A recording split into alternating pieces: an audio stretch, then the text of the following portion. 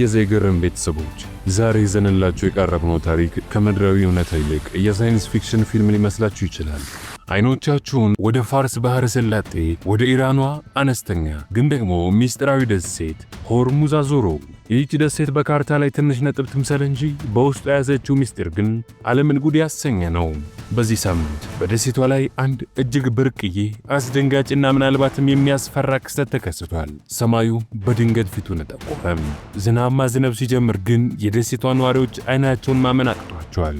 ልክ ዝናቡ መሬቱን ሲነካ የባህር ዳርቻው ልክ እንደ ደም ወደ ቀይ ቀለም ተለወጠ።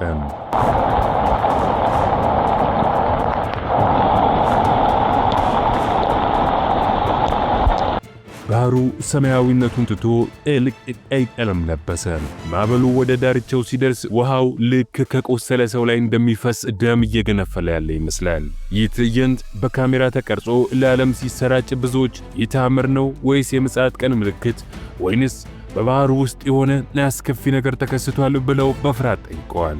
አንዳንዶች ምድር እያለቀሰች ነው ሲሉ፣ ሌሎች ደግሞ ይህ የሰይጣን ሥራም ነው በማለት ተከራክረዋል። ዛሬ ይህንን አስደንጋጭ ትዕይንት ተከትሎ ዓለምን ግራ ያጋባውን ሚስጥር እንፈትሻለን። እስከ ቪዲዮ መጨረሻ ድረስ አብራችሁን ቆዩ። ይህች ምድር ለምን ደም እንደለበሰች ስታውቁ በእርግጥም ትገረማላችሁ።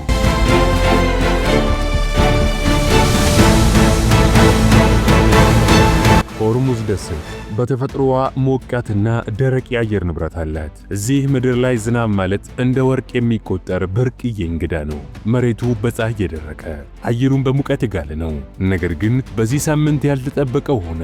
ወቅታዊው ዝናብ ደሴቷን ሲያረሳት አንድ አስገራሚና ድራማዊ ለውጥ ተከሰተ። ሰዎች ከቤቶቻቸው ወጥተው ሲመለከቱ ከኮረብታው የሚወርደው የዝናብ ውሃ ልክ እንደ ጅረት እየቀላ መጣ።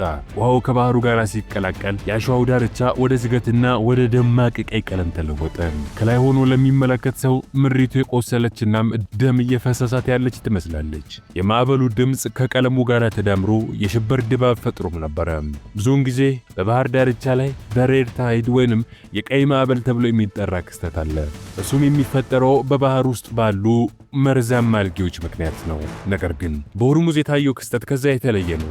ቀለሙ እጅግ ደማቅና ግልጽ ነው። ዝናብ ሲመጣ ብቻ መሬቱ ወደ ቀይነት መቀየሩ ምን ማለት ይሆን? በምድሪቱ ላይ የተደበቀ አንድ ጥልቅ ምስጢር እንዳለ ፍንጭ ይሰጠናል። ተፈጥሮ በዝምታ የምትደብቀው ነገር ምንድን ነው? ሆርሙዝ ደሴት በቆዳ ስፋቷ ትንሽ ብትሆንም በውስጡ የያዘችው መልክዓ ምድር ግን እጅግ አስደናቂ ነው። በዓለም ላይ እጅግ ወሳኝ የሆነ የነዳጅ ማመላለሻ መስመር በሆርሙዝ ባህር ሰርጥ ላይ ትገኛለች። ነገር ግን ከፖለቲካው በስተጀርባ ደሴቷ የመሬት ላይ የጂኦሎጂ ሙዚየም ተብላም ትጠራለች። ደሴቷን ለየት የሚያደርጋት በተራራዎች ላይ የሚታዩት አስገራሚ ቀለሞች ናቸው። ቀይ፣ ቢጫ፣ ነጭ፣ ብርቱካናማና ቡናማ ቀለሞች በየተራራው ላይ ተቀብተዋል። አንዳንዶች የቀስተ ደመና ደሴት ይሏታል። ጂኦሎጂስቶች ደግሞ የአማልክት የቀለም ሳጥን ይሏታል። ነገር ግን ዝናብ ሲዘንብ የሚፈጠረው ቀይ ቀለም ለምን እንደ ደም እንደሚቀላ ለብዙ ሺህ ዓመታት ሲያከራክር ቆይቷል። የአካባቢው ተረቶች እንደሚሉት ከሆነ የደሴት ጥንት በታላላቅ ነገሥታት መካከል በተደረገ ጦርነት የፈሰሰ ደም ውጤት ነው ይላሉ። ሌሎች ደግሞ ከምድር በታች ያለ ግዙፍ ፍጡር በየመቶ ዓመቱ አንድ ጊዜ እስትንፋሱን ሲያወጣ ምድሪቱ ትቀላለች ይላሉ። እነዚህ አፈ ታሪኮች በነዋሪዎች ልብ ውስጥ ፍርሃትን ቢዘሩም እውነታው ግን ከእነዚህ ተረቶች ሁሉ ይበልጥ አስደናቂና ጥልቅ ሳይንሳዊ ምስጢር የያዘ ነው። አሁን ወደ ሚስጥሩ መክፈቻ ደርሰናል። ይህ በሆርሙዝ የታየው የደም ማዕበል ከጀርባው ያለው ምክንያት ምንድን ነው? መልሱ የሚገኘው በደሴቷ ልዩ ጂኦሎጂ ውስጥ ነው። ሆርሙዝ ደሴት ከመሬት በታች በከፍተኛ ግፊት ተገፍተው በወጡ የውጭ ጉልላቶች ወይንም ሶልት ዶምስ የተገነባች ናት። ከሚሊዮን ዓመታት በፊት ከፍተኛ የመሬት ውስጥ ግፊት የተለያዩ ማዕድናትን ወደ ላይ አውጥቷቸዋል። በዚህ ሂደት ውስጥ ከመሬት ጥልቀት እጅግ ከፍተኛ መጠን ያለው አይረን ዳይኦክሳይድ ወይንም የብረት ማዕድን ወደ ላይ ወጥቷል። ልክ እንደ ዝገት ያለውን ይህን ማዕድን ያስቡት። ዝናቡ በሚዘንብበት ጊዜ የውሃው ኃይል በመሬት ላይ ያለውን ይህንን የብረት ማዕድን በከፍተኛ ሁኔታ ያጥበዋል። ይህ የታጠበው ማዕድን ከውሃ ጋር ሲቀላቀል ኦከር የተባለውን ተፈጥሯዊ ቀለም ይይዛል። ይህ ቀለም ነው ወደ ባህሩ በመፍሰስ ውሃውን እንደ ደም ቀይ የሚያደርገው። ሳይንቲስቶች እንደሚሉት ይህ ቀለም ምንም አይነት ብክለት ወይንም ኬሚካል ሳይሆን የምድሪቱ የተፈጥሮ ማንነት ነው። በሆርሙዝ ላይ ከ70 በላይ የተለያዩ ማዕድናት ቢኖሩም የብረት ማዕድኑ የበላይነት ግን ደሴቷን ለየት ያለ ሚስጥራዊ ውበትን ይሰጣታል። ይህ ማለት ባህሩ ደም የለበሰ ሳይሆን ምድሪቱ የውስጧን ሀብት ለዓለም የምታሳይበት መንገድ ነው ማለት ነው። ምስጢሩ እዚህ ጋር ብቻም አያበቃም። ይህ ቀይ አፈር ለሆርሙዝ ነዋሪዎች ዝም ብሎ ቀለምም አይደለም። ገላክ ብለው የሚጠሩት ይህ አፈር ለትውልድ ሲጠቀሙበት የቆየው ሀብታቸው ነው። የሚገርመው ነገር ይህንን አፈር የአካባቢው ሰዎች ለምግብነት የሚጠቀሙበታል። ሱራክ የሚባል ባህላዊ ዳቦ ሲጋግሩ አፈሩን እንደ ማጣፈጫና እንደ ቀለም ይጠቀሙታል።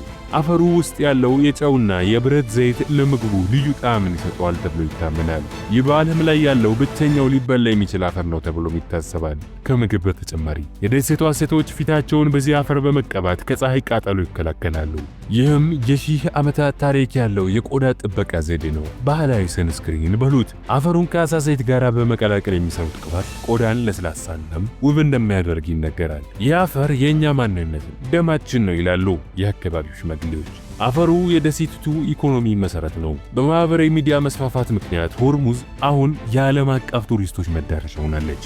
ዝናብ ከዘነበ በኋላ የሚታየው የቀይ ማዕበል ትዕይንት ፎቶግራፍ አንሺዎችን እናም የተፈጥሮ አድናቂዎችን በብዛት ይስባል። ቪዲዮ በቲክቶክ እና በኢንስታግራም ላይ ሲሰራጭ በሚሊዮን የሚቆጠሩ ሰዎችን ቀልብ ስቧል። ከሌላ ፕላኔት የመጣ ይመስላል ይላሉ ጎብኚዎች። ነገር ግን ይህ ዝና ለደሴቷ ስጋትም ይዞ መጥቷል። ብዙ ሰዎች ወደ ደሴቷ መጎረፋቸው እናም አፈሩን ለመታሰቢያነት በጠርሙስ ሞልተው መውሰዳቸው ደካማውን የደሴቷን ስነ ምህዳር አደጋ ላይ ጥሎታል።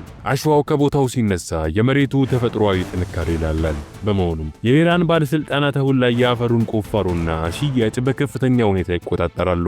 የአካባቢው ነዋሪዎችም ኃላፊነት የተሞላበት ቱሪዝም እንዲኖር እየታገሉ ነው። ተመልከቱ፣ ፎቶ አንሱ፣ ነገር ግን አፈሩን አትንኩ የሚሉ መመሪያዎች በየቦታው ይታያሉ።